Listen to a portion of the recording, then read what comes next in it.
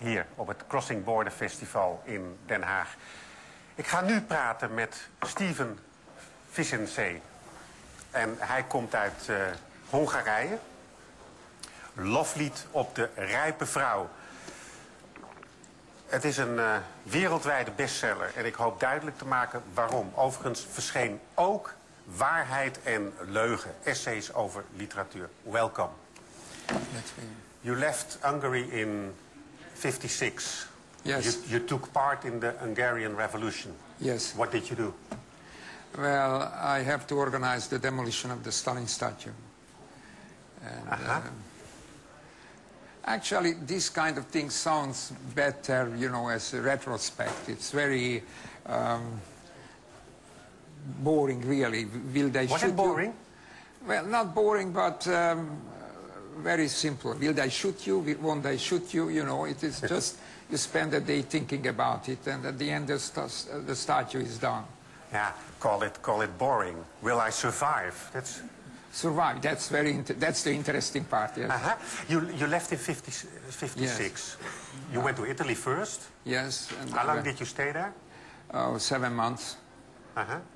But then I went back. I lived a few years in Italy, and but went to Canada. For why did you go to Canada?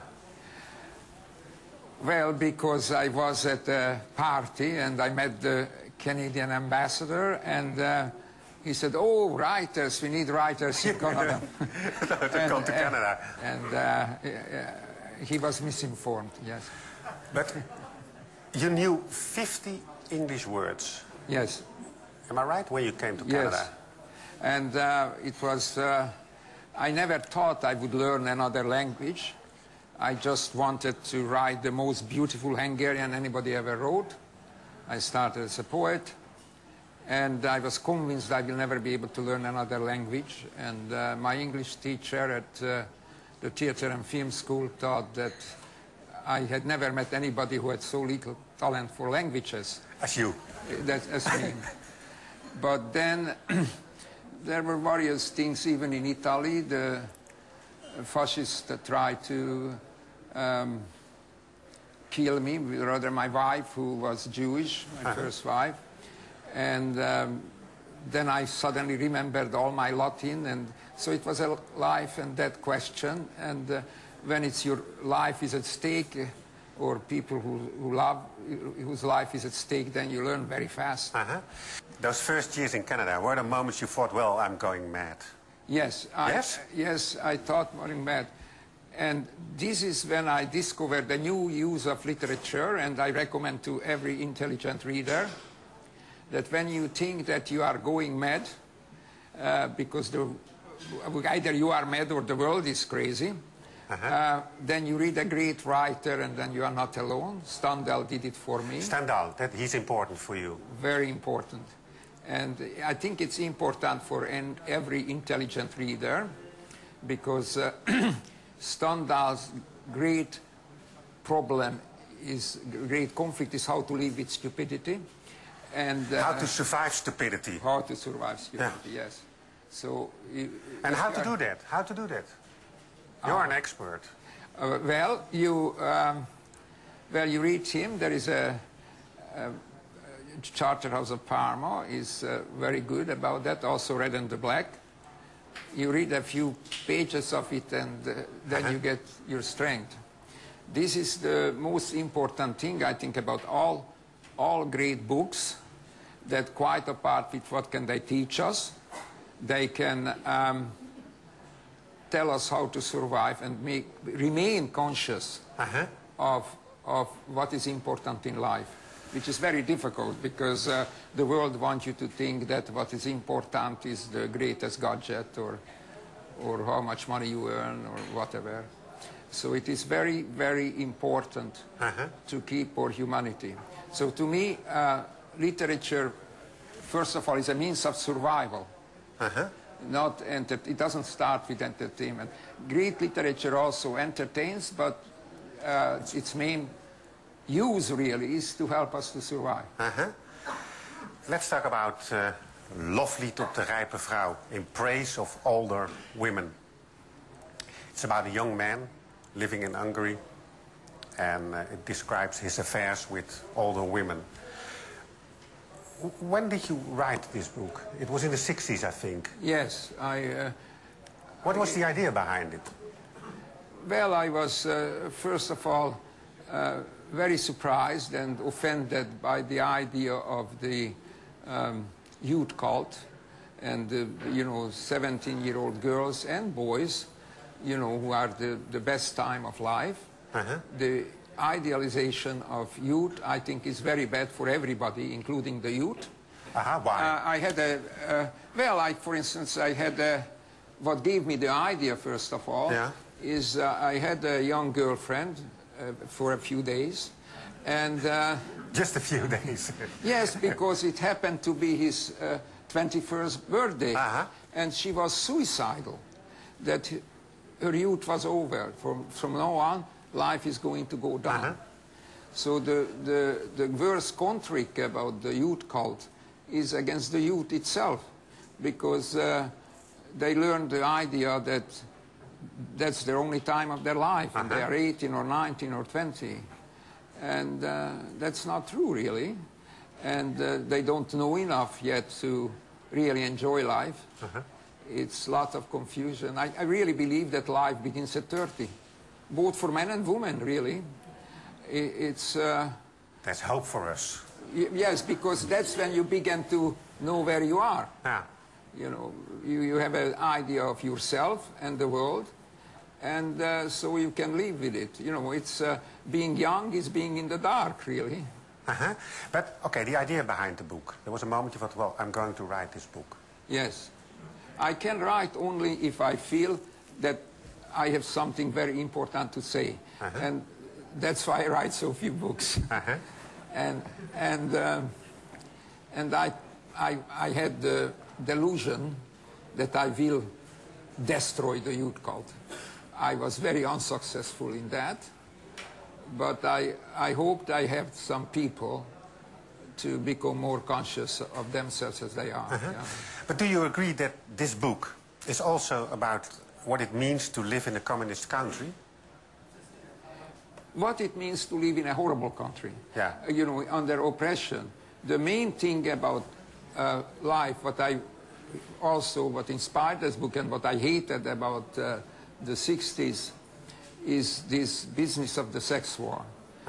You know, and if you live in a dictatorship or any kind of bad times we are about to discover, is the only support and help and the only thing you rely on is the opposite sex. So the notion of the opposite sex as an enemy never made any sense to me. I'm going to read a little. Ik ga iets voorlezen. You know what I'm going to read. Het is zondagochtend. Het is een preek. And you have to explain it. And I'll read the translation, but you know what I'm going to read. Preek bij een bijeenkomst van anonieme onanisten. De Heilige Geest huist in de kostelijke sappen van onze genitaliën. En moedigt ons aan de hoofdzonde van de luiheid te overwinnen.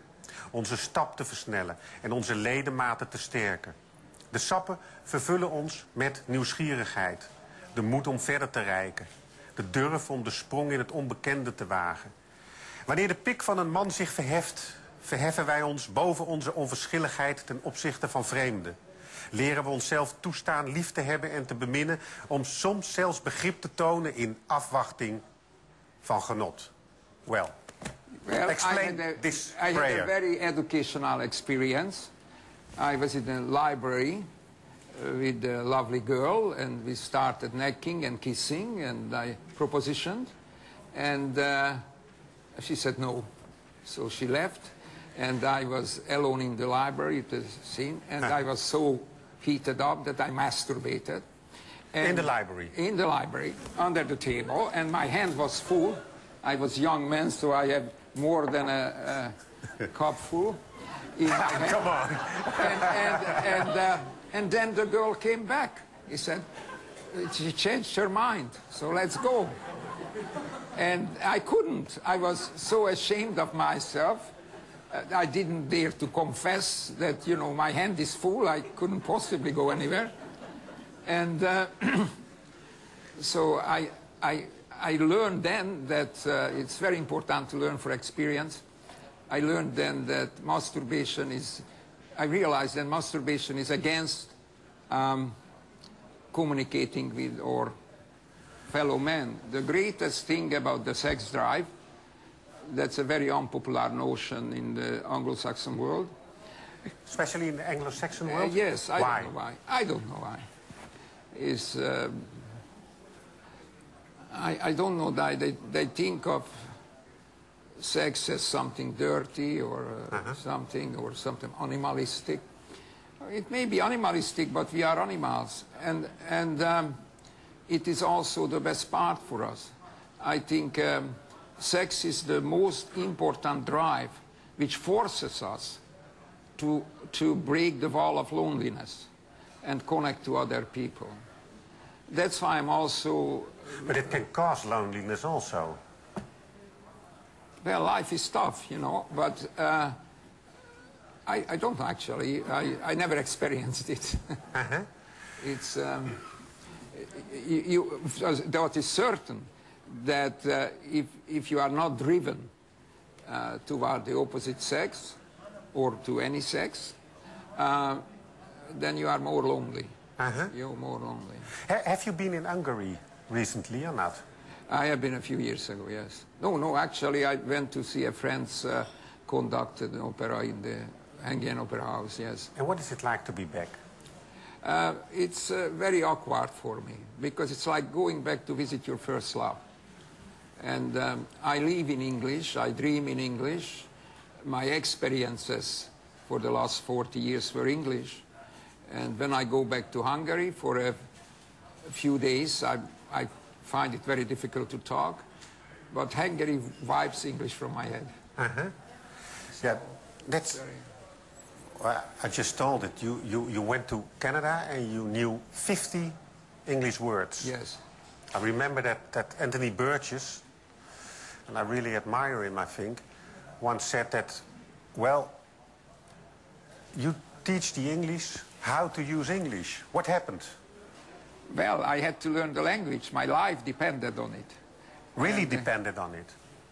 It depended on it because I couldn't communicate and I never did anything. I was a very spoiled kid. I had a scholarship since I was 12.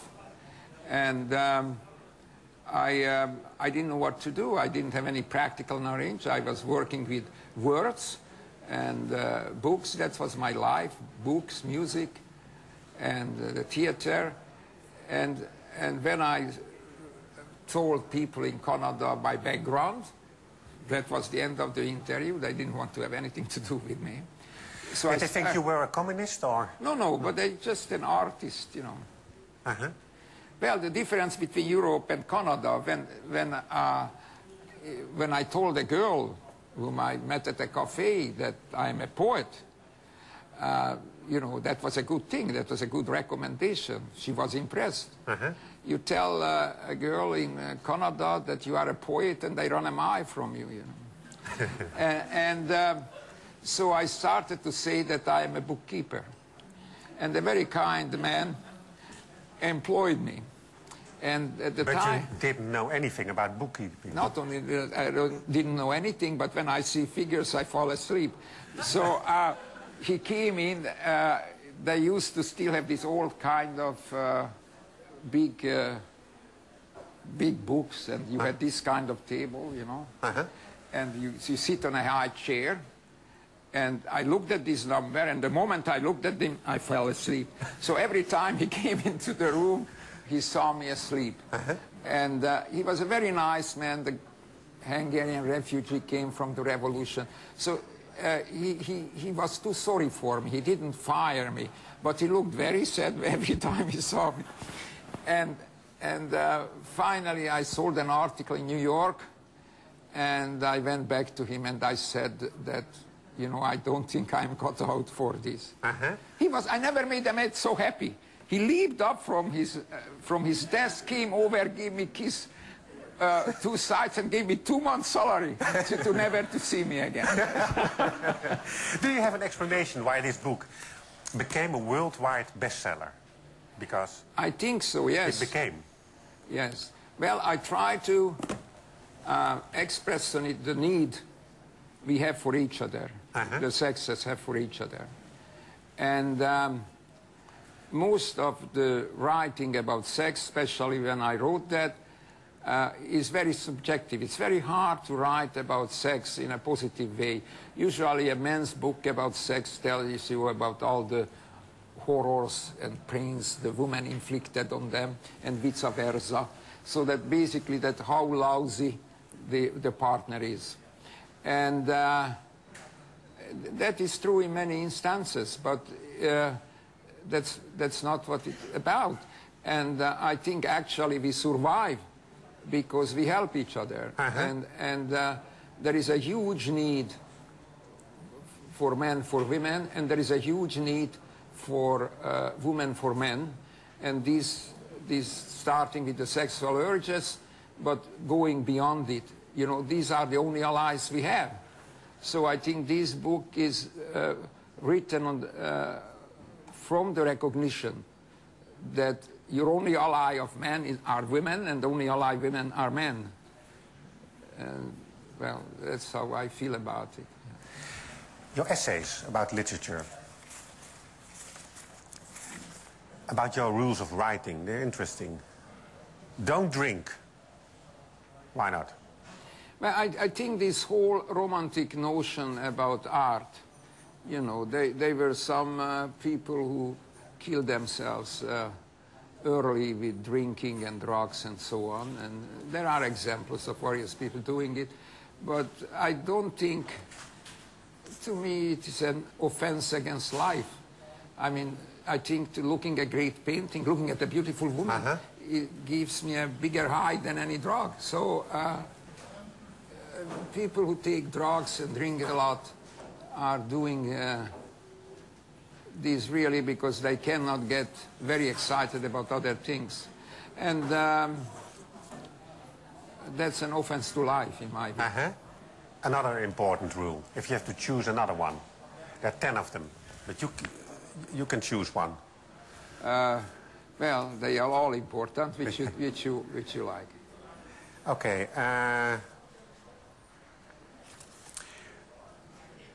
Read great books.